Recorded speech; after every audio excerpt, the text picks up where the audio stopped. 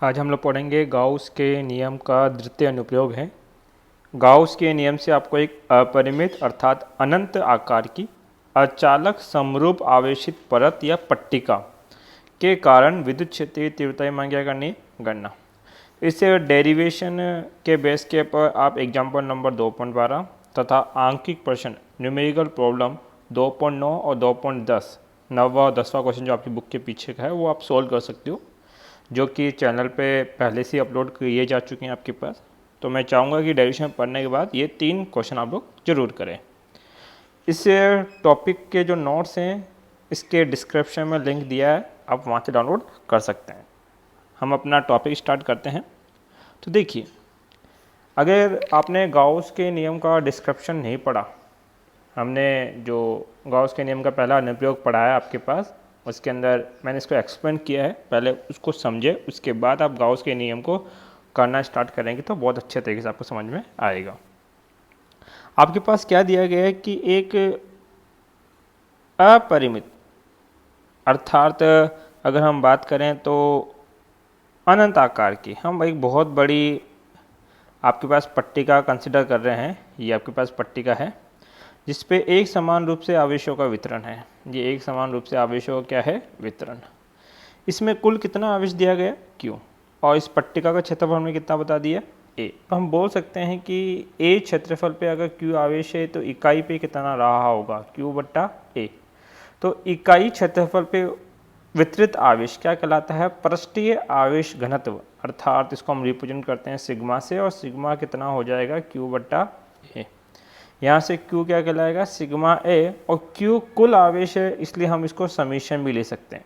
तो summation Q का मान हम पहले ज्ञात कर चुके हैं।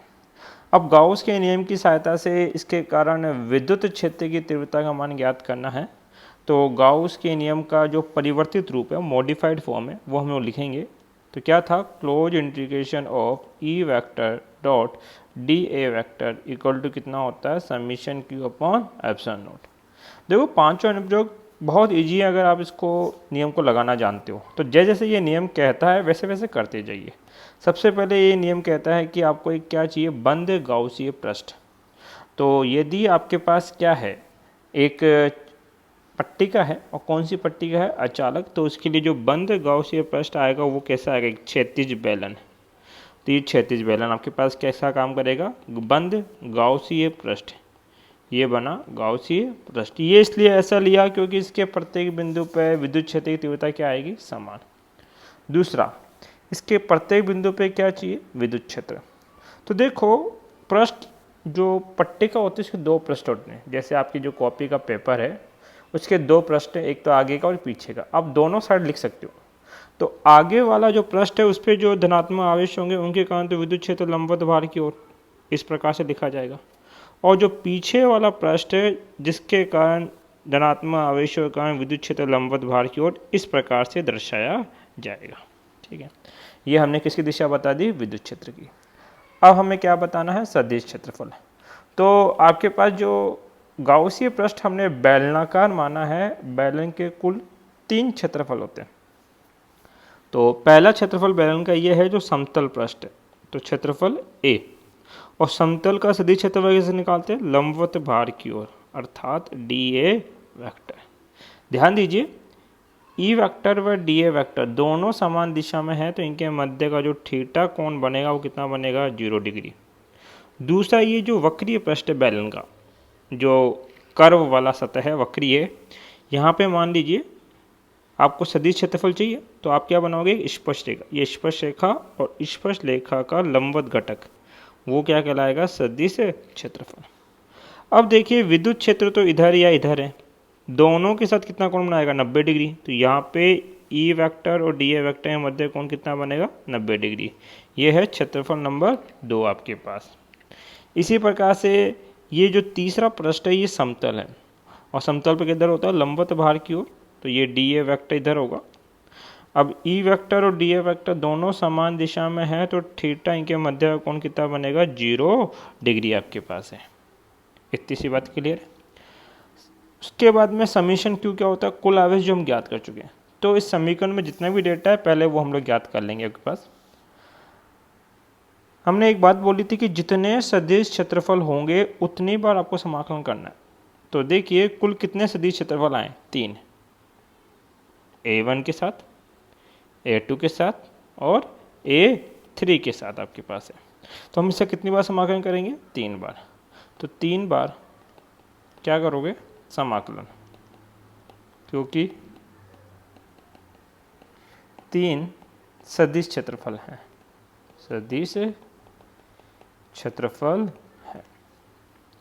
समाकलन पहला करेंगे कितना, E vector dot D A vector, किसका, प्रथम क्षेत्रफल का। फिर समाकलन करेंगे कितना, E vector dot D A vector, किसका, द्वितीय क्षेत्रफल का। फिर समाकलन करेंगे कितना, E vector dot D A vector, किसका, तृतीय क्षेत्रफल का, बराबर समीशन क्यू कितना होता है, सिग्मा ए। तो ये हो जाएगा सिग्मा ए बट्टे में कितना, एप्सिलॉन नॉट। देखो पहले क्षेत्रफल में कौन कितना है, 0, दूसरे में कितना है 90 डिग्री और तीसरे में कितना है 0, मान रखते जाओ। तो ई, ये जब डॉट हटाते हैं तो कोस थीटा आता है, तो ये हो जाएगा ई डी ए कोस, और पहले में कितना है 0 डिग्री, दूसरे में लिखोगे कितना, ई डी ए कोस कितना 90 डिग्री, तीसरे में कितना हो जाएगा ई डी ए कॉस कितना 0 डिग्री, बराबर सिग्मा ए बट्टे में कितना, एप्सिलॉन नॉट। कॉस 0 डिग्री 1 होगा तो क्या बचेगा, समाकलन ई डी ए। कॉस 90 0 तो पूरी टर्म 0 हो जाएगी।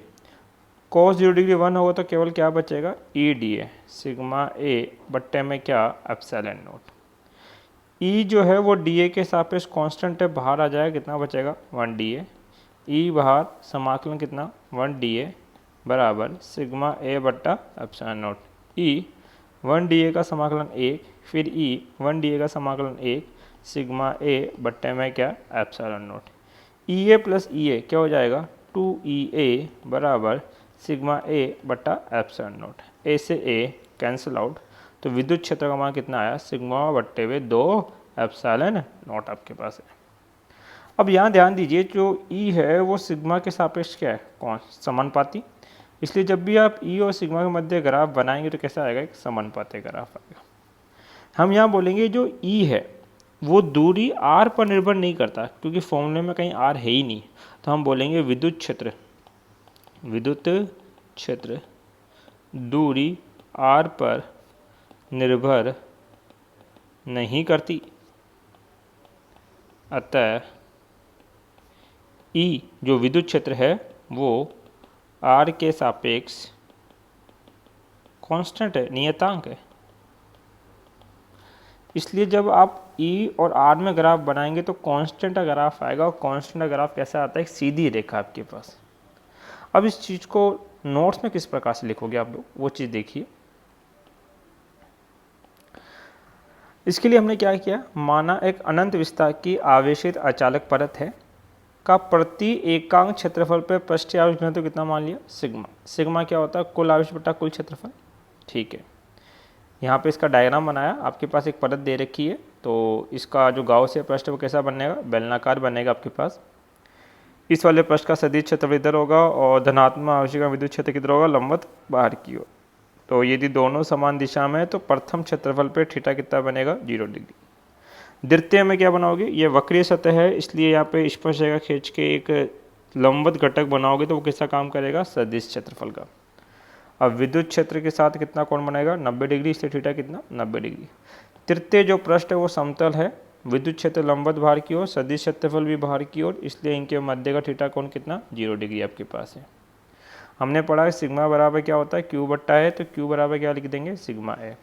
गाउस का नियम क्या कहता है, close integration of E vector dot D A vector बराबर क्यू बट्टा एप्सिलॉन नॉट। अब चूंकि यहाँ पे 3 सदिश क्षेत्रफल आए तो समाकलन भी कितनी बार करना पड़ेगा, 3 बार करना पड़ेगा। पहली बार समाकलन करोगे सतह A1 के लिए, फिर सतह A2 के लिए, फिर सतह A3 के लिए, और क्यू बट्टा एप्सिलॉन नॉट। प्रथम सतह पे कोण कितना 0 डिग्री, द्वितीय सतह पे कोण कितना 90 डिग्री, और तृतीय सतह पे कोण कितना बन रहा था 0 डिग्री। आपके पास ई तो कांस्टेंट था, बाहर आ गया, क्या बचेगा 1 D A.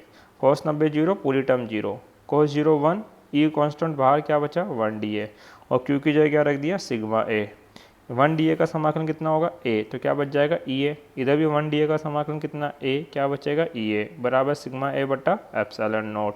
E A plus E A कितना हो गया 2EA बराबर सिग्मा ए बट्टे एप्सिलॉन नॉट। तो ई का मान कितना आ गया सिग्मा बट्टे में 2 एप्सिलॉन नॉट। अब ई और सिग्मा में क्या संबंध है समानुपाती का, इसलिए आपके पास ग्राफ कैसा आया समानुपाती। जबकि ई का मान आर पर निर्भर नहीं करता, अर्थात ई आर के सापेक्ष क्या है कांस्टेंट, इसलिए जब भी आप ई और आर के बीच में ग्राफ बनाएंगे तो ऐसा ग्राफ आएगा। Thank you.